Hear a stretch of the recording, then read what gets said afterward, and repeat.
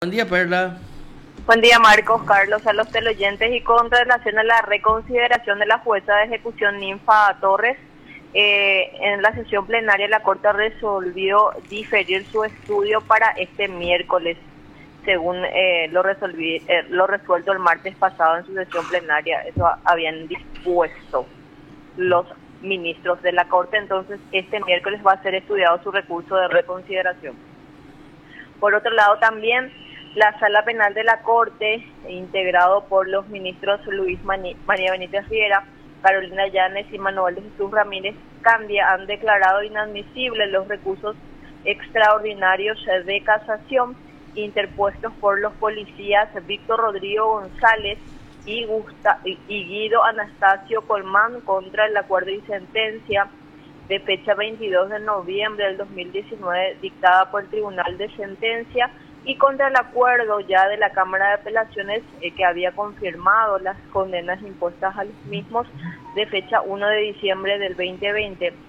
Los mismos, con esta decisión de la Sala Penal, finalmente queda firme la sentencia que se le había impuesto a estos policías que fueron condenados. En este caso, Guido Anastasio Colmán, quien fuera condenado comisario principal a 4 años de pena privativa de libertad, mientras que el suboficial Víctor Rodrigo González había sido condenado a la pena de 6 años de pena privativa de libertad por extorsión. Los mismos habían sido detenidos tras aprehender a una ciudadana brasileña que era estudiante de una universidad en Loma Putá. La misma había sido detenida y extorsionada por estos policías, quienes le solicitaron dinero a fin de dejarla libre. A raíz de ello fueron imputados por el fiscal Luis Piñanes y en su momento también fiscal del caso Josefina Guemo, y posteriormente condenados. Así que de esta manera entonces queda firme estas condenas impuestas a estos suboficiales. Con relación al suboficial Víctor Rodrigo González, él ya se encuentra privado de libertad en la agrupación especializada, mientras que se le habían mantenido sus medidas a Guido Anastasio Colmán. Con esto ya debería de volver a prisión una vez que baje a ejecución la resolución de la Sala Penal de la Corte, Marcos y Carlos. Correctísimo. Bueno, queda entonces firme la condena de estos policías. Sí, un comisario principal, dentro de todo es una persona que era el jefe de la comisaría de la zona. Creo que la estudiante estaba en una universidad ahí de Loma Putá, si no era María Auxiliadora, era María Serrana. Estaba haciendo tipo una especialización y según la denuncia era tipo un modus operandi que tenían los policías de la zona a fin de extorsionar a los ciudadanos extranjeros que estudiaban en dichas universidades. Perla, con respecto al primer punto, el de la doctora Ninfa Torres, ¿por qué se difirió? ¿Te acordás? O no estuvieron de acuerdo, o la Corte va a resolver si le paga su salario. Con relación a que si es con o sin goce de sueldo.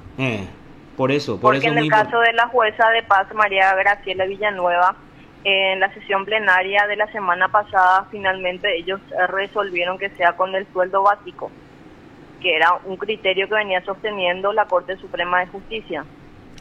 Y en realidad que eso era en minoría.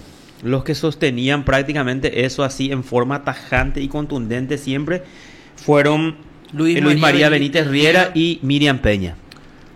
Ahora se le suma otro. También Víctor Ríos y Eugenio Jiménez Rolón. En realidad que Eugenio Jiménez fue variando. Él acompañaba más o menos la postura de la fallecida, la entonces ministra Gladys Vareiro. ¿Por qué pensás, Carlos? Y yo comparto el criterio de Gladys Vareiro, de la gravedad. Hay que analizar la gravedad del hecho. Caso por caso, sí.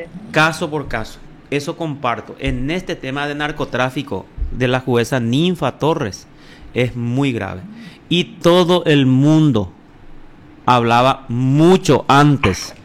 Digo yo porque yo soy de la zona de Caaguazú, del departamento de Caaguazú.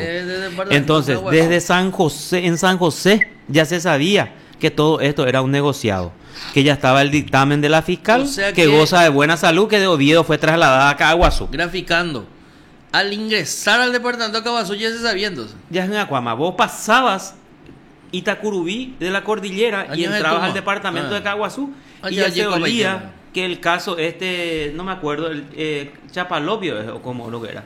Chapalo. sí. Chapalo. Chapalo. Bueno, Chapalo, que ya Oh, había, Chapalo está que buscando ya tenía libertad. hace 3 meses el dictamen favorable de la fiscalía y que no había ningún juez que se animaba a darle a él la prisión domiciliaria.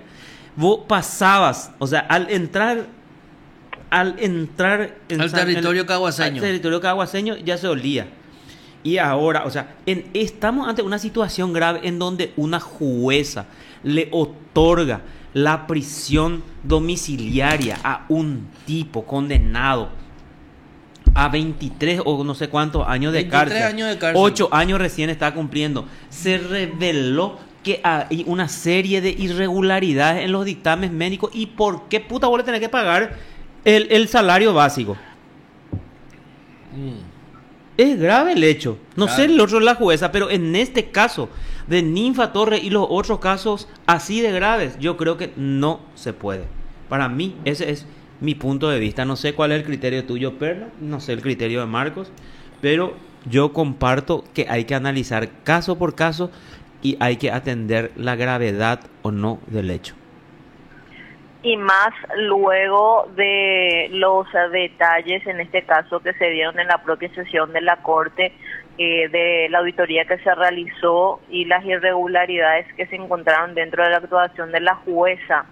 Y yo creo que se debe analizar caso por caso. Decía al menos el ministro Víctor Ríos que con ello ya hay una condena previa y también cómo va a poder defenderse en la misma si es que está sin su, por lo menos, sueldo básico. Eso fue uno de los argumentos y que la Constitución habla de la presunción de inocencia. Fue uno de los criterios que sostuvo él y también se unía a la posición de sus colegas. Pero para mí es importante también analizar caso por caso y más teniendo en cuenta que hay una auditoría que se ha realizado y que de alguna manera preliminarmente ha demostrado las irregularidades en sus actuaciones.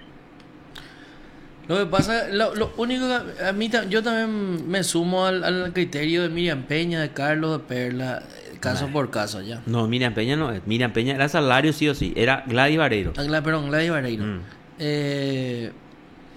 Pero acá lo que a mí me extraña es el actuar de la Corte teniendo una auditoría ya hecha y sobre la mesa. ¿Por qué no le suspenden también a este Armando Mendoza?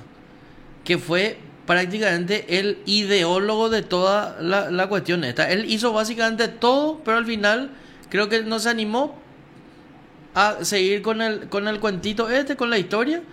Y dejó que una persona de quien él se inhibe todo el tiempo se presente y él con eso sale del cuento, entre paréntesis, ¿verdad? Entre comillas sale del cuento.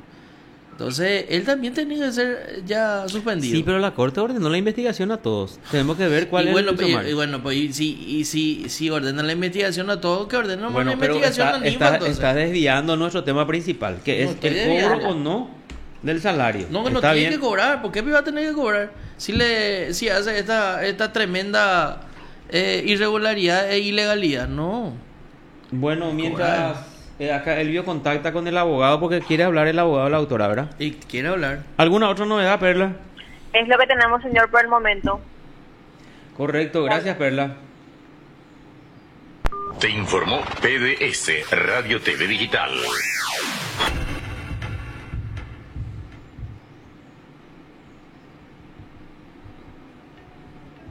Hay una bomba en otros temas. Más